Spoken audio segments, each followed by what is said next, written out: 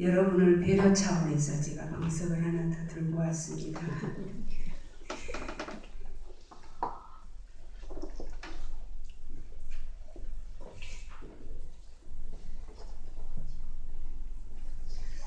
예, 줄곧 떨리는 마음으로 지금 이 자리에 섰습니다.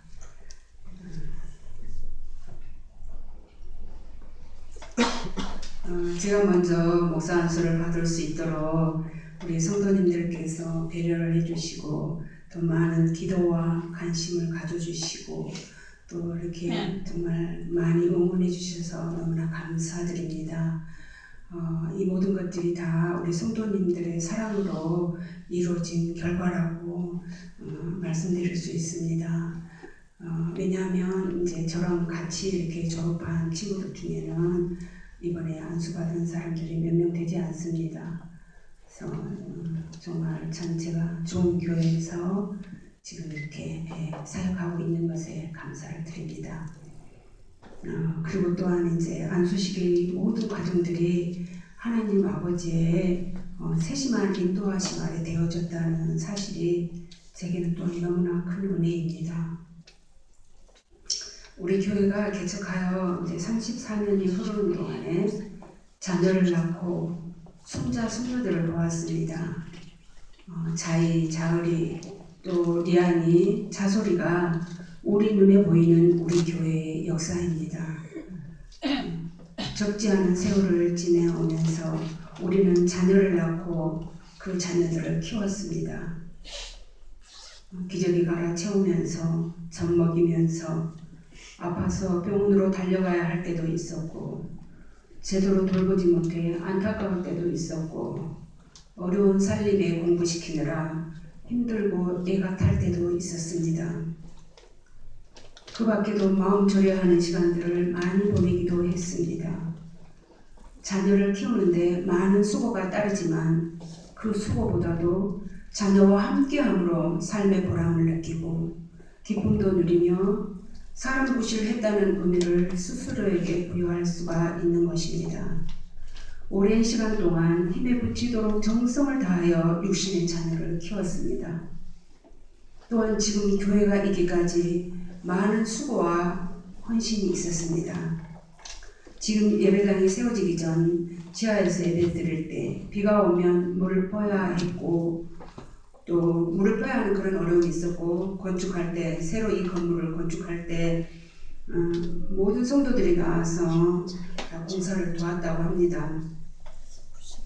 이 예배 시간이 있기까지 많은 일들이 있었습니다. 그렇게 여기까지 왔는데 우리는 이대로 좋은가?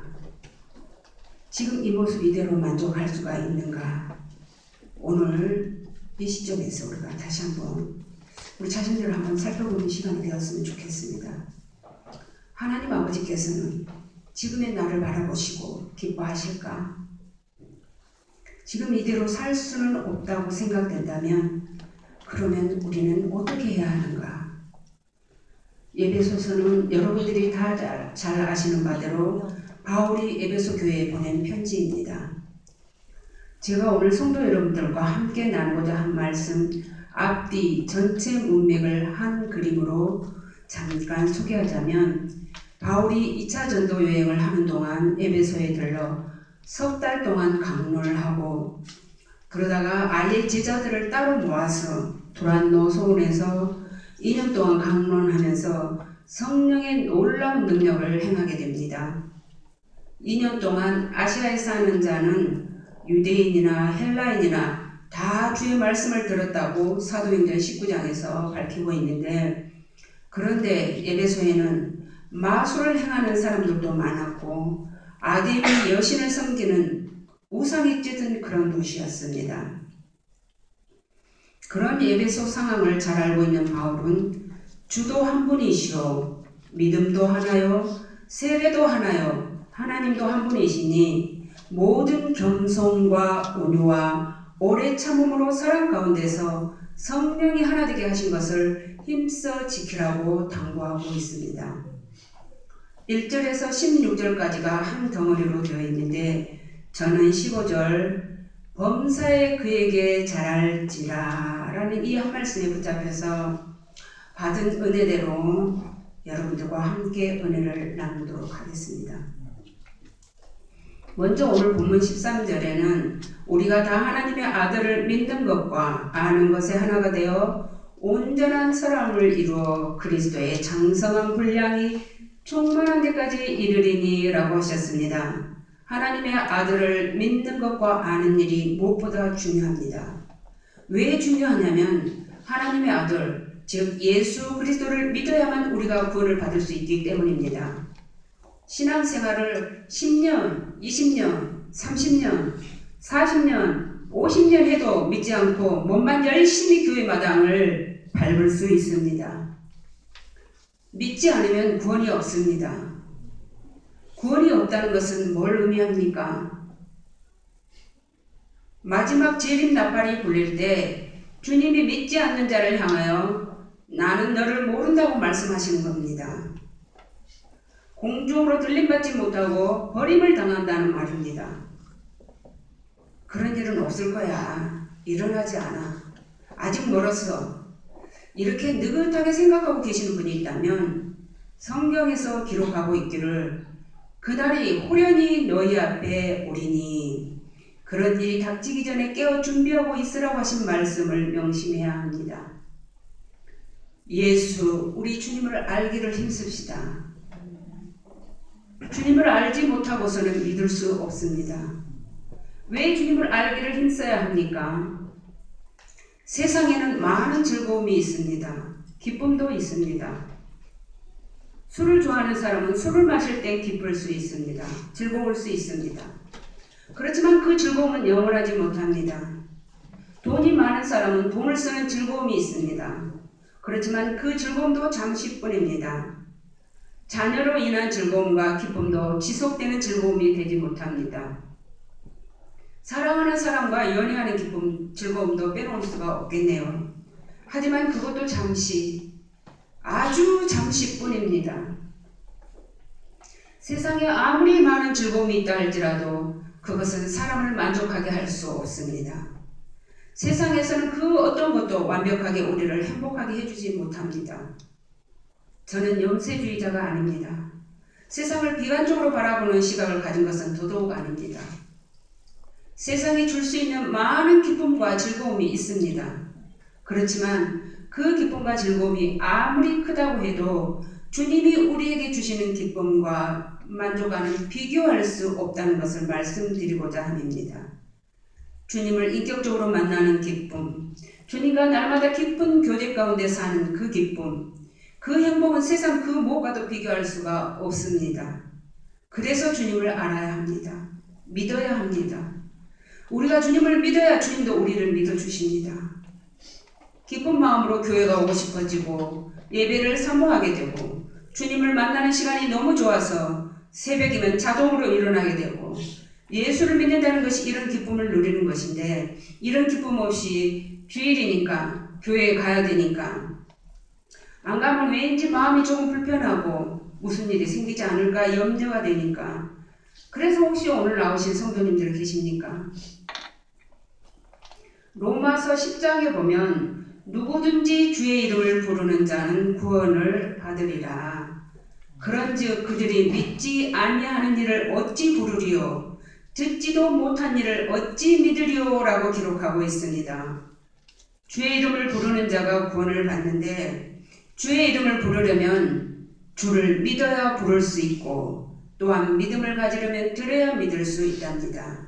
들으려면 어떻게 해야 되겠습니까? 예배 시간에 자꾸 나와야 들을 수 있습니다. 예배 시간마다 나와야 들을 수 있습니다. 말씀을 가까이 하면 들을 수 있습니다. 여러분 모두 예배를 사모하는 성도님들이 되시기를 바랍니다. 일주일 168시간을 하나님께서 우리에게 주셨는데 그중 달랑 1시간 예배를 드리고 167시간은 세상을 바라보며 산다면 주님이 계셔야 할 우리 마음의 중심에 세상의 모든 것들로 충만하게 될 것입니다. 그러나 이 중에는 직장일로 시간 내기 어려우신 성도님들도 계십니다. 그런 분들은 집에 돌아오셔서 말씀 읽고 주님과 교제의 시간을 가지시면 됩니다. 우리의 몸은 우리가 어떻게 사용하는가에 따라 훈련되어집니다. 어린아이들은 가르치는 대로 따라합니다. 그래서 아이들에게는 교육의 효과가 금방 나타납니다. 하지만 세상의 가치관으로 굳어진 어른들은 삶의 방식을 바꾸기가 쉽지 않습니다. 이미 몸이 그동안 훈련되어진 대로 따라 살기가 편하다고 말하고 있기 때문입니다. 아직은 늦지 않았습니다. 일을 마치고 집에 돌아와서 말씀 한 장이라도 꾸준히 읽고 그 말씀을 가지고 주님 앞으로 나아가시는 성도님들이 되시기를 바랍니다. 주님은 우리의 형편과 사정을 다 아십니다. 우리가 주님을 알기를 힘쓰는 노력들을 한다면 그것을 기쁘게 받으시고 날마다 만나주시는 은혜를 베풀어 주실 것입니다. 말씀과 기도로 늘 훈련이 되어진 성도는 기도의 사람으로 경건의 사람으로 살게 됩니다. 늘 주님과 동행하는 삶을 살게 됩니다. 주님을 알고 믿을 때 온전한 사람을 이룰 수 있다고 말씀하십니다. 그렇게 온전한 사람은 그리스도의 장성한 분량이 충만한 데까지 이룰 수 있습니다. 그럴 때 우리가 사람의 속임수와 간사한 유혹에 빠져 쓸데없는 세상의 온갖 교훈과 풍조에 밀려 요동하지 않게 되는 삶을 살 수 있습니다. 오직 사랑 안에서 참된 것을 하여 범사의 그리스도에게까지 자라라고 하셨는데, 사랑 안에서 참된 것은 주님이 우리에게 교훈하고 계시는 것, 주님께서 우리에게 가르치시고 명령하신 것, 주님께서 친히 하셨던 것을 함으로 자랄 수 있습니다. 예수님께서는 공생애를 시작하시면서 세례를 받으시고 40일 금식을 하신 다음 마귀에게 시험을 받으시고 그 다음 하신 일이 회개하라 천국이 가까이 왔느니라, 즉 복음 전파였습니다. 복음을 전하시면서 이런저런 자들을 불러 제자를 삼으셨죠. 3년 동안 제자들을 데리고 다니시며 그들을 가르치시고 훈련하셔서 그들을 세상으로 보내셨습니다. 오늘 우리가 지금 이 자리에 있게 된 것은 예수님을 믿고 예수님의 제자가 된 이 기적 같은 사실은 바로 그 흩어진 제자들이 복음을 전파했기 때문에 있을 수 있게 된 일입니다. 금요일 오전에 삼성역 앞에서 전도를 하고 있습니다. 차 대접을 하면서 대화를 나누다 보면 성도가 몇 명이냐는 질문을 자주 받게 됩니다. 한 50명 정도 된다고 대답을 하면 그 다음은 교회가 몇 년 안 됐나 보죠? 이렇게 말합니다. 우리 교회를 깊숙이 다 들여다보고야 말겠다는 거 이렇게 작정하듯이 질문을 하는 그 사람들의 질문을 받다 보면 마음이 조금 어려워집니다. 그리고 약간 좀 힘들어집니다. 저분이 왜 어떤 마음으로 이 질문을 하실까?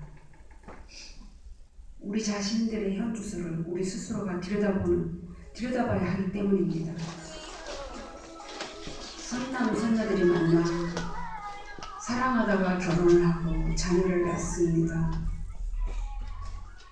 우리는 예수님을 믿고 세례를 받은 사람들입니다. 세례를 받았다는 것은 예수님과 연합되었다는 것입니다. 또한 예수님과 연합되었다는 것은 예수님과 결혼하였다는 것입니다.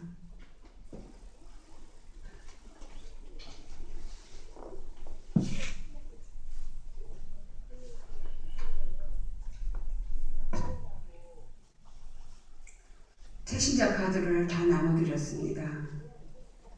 여러분 다 가지고 계실 줄 믿습니다. 채신자 카드 혹시 안 가지고 계신 분은 저 밖에 또 비치되어 있습니다. 영적 자녀를 낳기 위하여 먼저 영적 자녀를 품으라는 것인데, 이 채신자 카드는 영적 자녀를 품기 전에 내가 품고자 하는 그 영적 자녀를 위하여 먼저 기도하고, 누구를 품어야 할지 결정하지 못한 성도님들께서는 반드시 기도하기 바랍니다.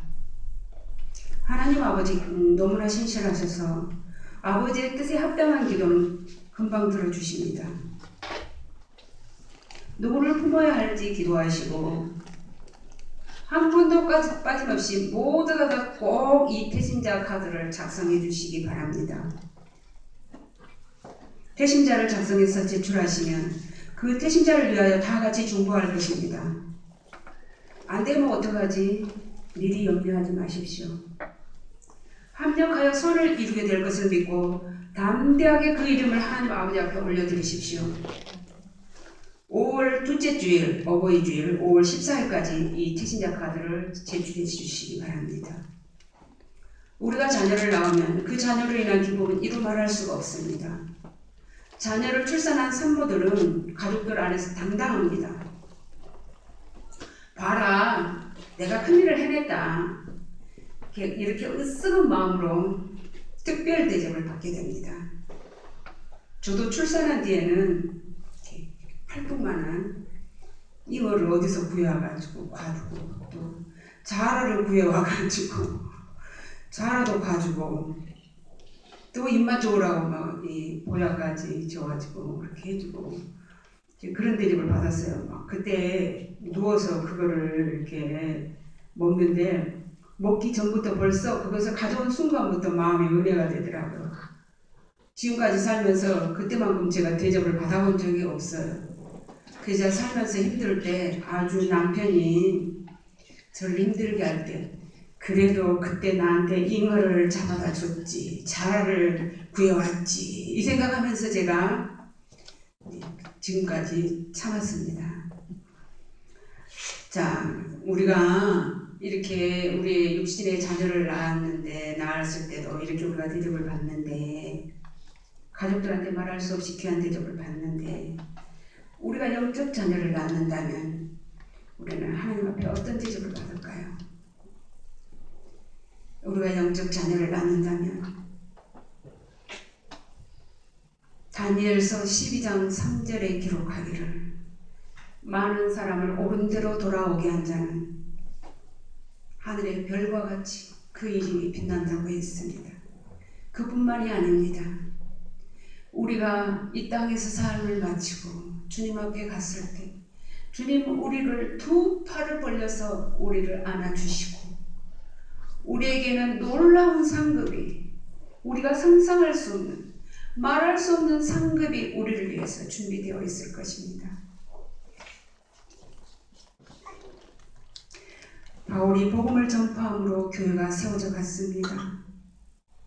바울은 자신이 복음을 전하여 세워진 교회에 서신을 보낼 때 고린도 교회의 성도들에게는 너희에게 주신 하나님의 은혜로 말미암아 내가 너희를 위하여 항상 하나님께 감사하노니, 이렇게 자신의 마음을 성도들을 향한 사랑을 표현했습니다.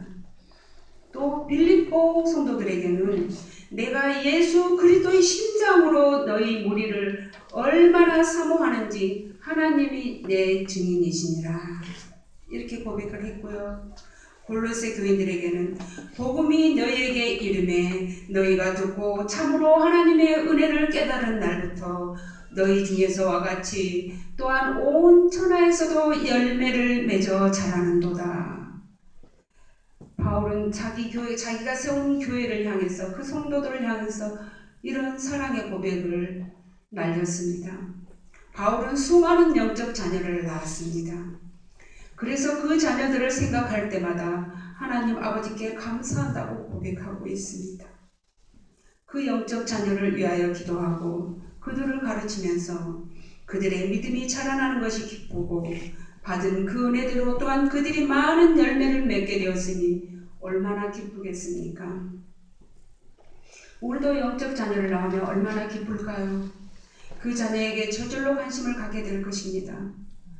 이번 주에 그 자녀가 나올까 안 나올까, 혹시 안 나오면 어떡하지?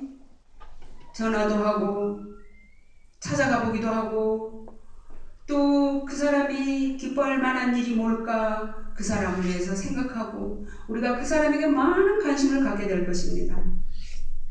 또 영적 자녀 앞에서 내가 신앙의 모범을 보여야 하니까 생활의 절제가 따를 것이고 또 예배도 더 잘 드리게 되는 성도들이 될 것입니다. 혹시 먼저 믿은 신앙 선배라고 하나님에 대해서 좀 물어보면 어떡하지? 그래서 그동안에 안 읽었을지라도 말씀을 한 장이라도 더 읽게 될 것입니다. 그래서 우리가 영적 자녀를 낳게 되면 우리 믿음은 자연스럽게 성장하게 될 줄로 믿습니다. 올해는 기필코 한 영혼을 우리가 주님께로 인도하리라 굳게 결심하고 그 한 영혼을 위하여 우리의 모든 열정을 쏟아봅시다. 전도하는 것을, 영적 자녀를 낳는 것을, 잃어버린 양을 찾아오는 것을 주님께서 가장 기뻐하시는데, 우리가 전도하지 않는다면 전도하지 않는 우리는 어떤 사람입니까? 예수님이 우리 대신 죽으셨는데 나 대신 십자가에서 손에 못이 박히고 허리에는 창이 찔리고 머리엔 가시면류관을 써야 했고 모든 물과 모든 피를 다 쏟으셨는데 대신 제물 되어주신 구속의 은혜로 한량없는 노래로 우리가 구원을 받았는데, 그래서 그 은혜를 어떻게 갚을 길이 없어 주님의 그 은혜에 어떻게 보답하며 살 수 있을까요? 이것이 주님을 향한 우리의 마음이어야 되지 않겠어요? 왜 나는 복음을 전하지 못하는가? 이 시간 스스로에게 질문해 보시기 바랍니다. 스스로에게 질문해 볼 때 자신의 믿음의 현주소를 알게 됩니다. 스스로 구원의 확신이 없습니까? 구원의 감격이 없습니까? 값으로 계산할 수 없는 구속의 은혜를 입었는데 자주 만나는 친구에게, 늘 보는 이웃에게 교회 갑시다. 예수님 믿으셔야 돼요. 예수님 믿으셔야 구원 받을 수 있어요. 사람은 누구나 다 한 번 죽어요. 죽은 다음에 심판이 있대요. 예수님 믿지 아니하면 영원히 꺼지지 않은 불못에 던져진답니다. 그 불못은 너무나 고통스러워 죽고 싶으나 죽을 수도 없는 곳이랍니다. 이렇게 전해야 하지 않겠습니까? 복음 전하는 나 한 사람으로 인하여 가정의 부흥이 일어나고 교회가 부흥하고 하나님 나라가 부흥합니다. 일주일에 한 번 주일에 교회에 오는 것으로 성도의 의무를 다했다고 생각하지 마시고 이제부터 우리의 생각을 바꿉시다. 우리의 사고체계의 변화를 가져봅시다. 나는 지금처럼 신앙생활하지 않겠다. 오늘의 나는 어제의 내가 아니다. 나는 이제 기도하는 그리스도인이 될 거야. 나는 이제 날마다 말씀을 가까이 하는 그리스도인이 될 거야. 나는 이제 만나는 이웃에게 복음을 전하는 그리스도인이 될 거야. 성도 여러분, 주님께서 승천하시기 전에 그러므로 너희는 가서 모든 민족을 제자로 삼아 모든 민족에게 그리스도를 전파하여 그들을 주님의 제자로 삼으라고 당부하셨습니다. 또 주님께서는 제자들에게 우리가 다른 가까운 마을들로 가자. 거기서도 전도하리니 내가 이를 위하여 왔노라. 고 자신의 사명을 말씀하셨습니다. 전도는 그 사람을 구원의 길로 인도하는 것입니다. 주님은 사람들을 구원하시기 위하여 전도를 쉬지 않으셨습니다. 주님께서 외치신 말씀은 때가 찼고 하나님의 나라가 가까이 왔으니 회개하고 복음을 믿으라였습니다. 올해 우리의 목표는 예수 그리스도에게까지 자라기 위해서 날마다 기도하고 말씀을 주야로 묵상하고 전도하는 것입니다. 한 영혼을 기필코 주님께로 인도하는 것입니다. 오늘 말씀을 듣고 깨닫는 은혜가 여러분들에게 있었다면 결단하십시오. 계획을 세우십시오. 계획을 세우기가 어렵다고 생각되시는 성도님들은 언제든지 도와드리겠습니다. 제가 기도하는 교회 친구들의 초대를 받고 어떤 교회에 저녁 기도회를 가졌을 때 저는 몇 번 기도하니까 기도할 말이 없었습니다. 그런데 그 두 친구는 방언으로 오래 기도하는 겁니다. 그러니까 다른 교회에 저하고 두 친구하고 달랑 3명이서 기도하고 있는 그 자리였습니다. 부끄러웠지만 그때 그 자리에서 제가 정말 제 자신이 부끄럽다는 생각이 들었습니다. 부끄러웠지만 부르는 대로 따라다녔습니다. 하나님께서는 그런 저를 금방 만나주셨습니다. 주님과의 만남은 너무나 충격적이었고 감격적이었습니다. 부도가 난 후 저는 앞뒤 재고 따지고 그럴 겨를이 없었습니다. 그냥 부르짖었습니다. 어린 자녀가 보이지 않는 부모를 찾아 부르듯이 그렇게 불렀습니다. 어린 자녀가 전적으로 부모를 믿고 의지하듯이 그렇게 하나님을 의지할 때 하나님께서는 우리를 위하여 일하기 시작하십니다. 하나님 아버지는 우리가 그렇게 하기를 원하십니다. 96년 부도 사건은 제게 큰 축복이었습니다. 주님이 저의 전부가 되셨기 때문에 이보다 더 큰 축복이 없습니다. 이보다 더 큰 은혜가 없습니다. 그래서 저는 복음 되시는 예수를 전할 때 제 안에 말로 다할 수 없는 기쁨이 있습니다. 상대방이 받아들이든지 안 받아들이든지 결과나 상황을 떠나서 전하는 자체로 힘을 얻게 됩니다.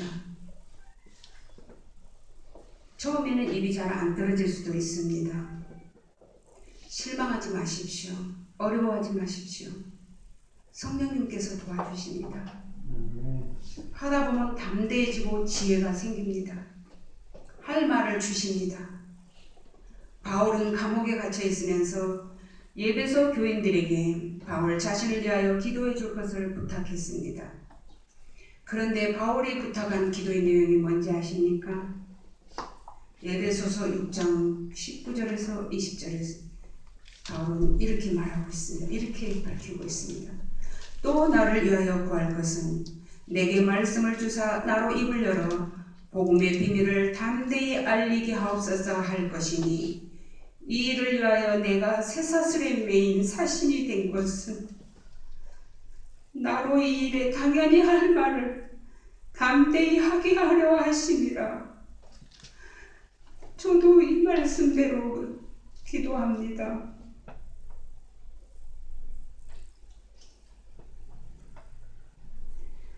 또한 바울은 전도에 관하여 말하길 무엇이나 거칠애로 하나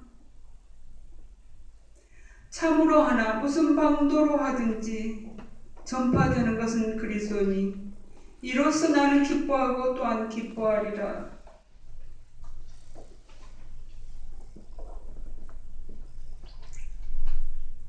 열심을 내어 전심으로 복음을 전하든지 다만 형식적으로 할지라도 그리스도를 전파하는 것은 기쁜 일이라는 것입니다. 여러분 용기 내어서 한번 전해보십시오. 얼마나 마음이 기쁜지. 때를 얻든지 못 얻든지 나를 구원해주신 그 은혜에 감사하여 죽도록 충성하는 저와 여러분들이 다 되시길 주님의 이름으로 축원합니다. 아멘. 잠깐 기도하겠습니다. 아버지 하나님 감사합니다. 오늘 주신 말씀 따라 저희 귀한 교회가 이 말씀 붙들고 올해 우리에게 주신 모든 시간 동안에 우리가 주님 앞에 나와 엎드려 기도하고 말씀을 주야로 묵상하며 한 영혼을 주님께로 인도하기 위하여 우리의 온 마음을 다해서 우리의 전심을 다해서 아버지 하나님 우리의 열심을 내어드리기를 원합니다. 하나님 우리 모든 성도들이 다 이 일에 하나가 되어서 참으로 주양교회를 말미암아 하나님이 기뻐하시고 하나님께서 기뻐 받으시는 그런 교회, 참으로 우리가 2017년도에 사명을 잘 감당하는 그런 교회가 되게 하여 주시옵소서. 그래야 하나님 나라의 복이 있게 하여 주시옵소서. 이 지역사회에 믿지 아니하는 자들을 향하여서 복음이 전파될 수 있도록 우리를 사용하여 주시옵소서. 예수님의 이름으로 기도드리옵나이다. 아멘.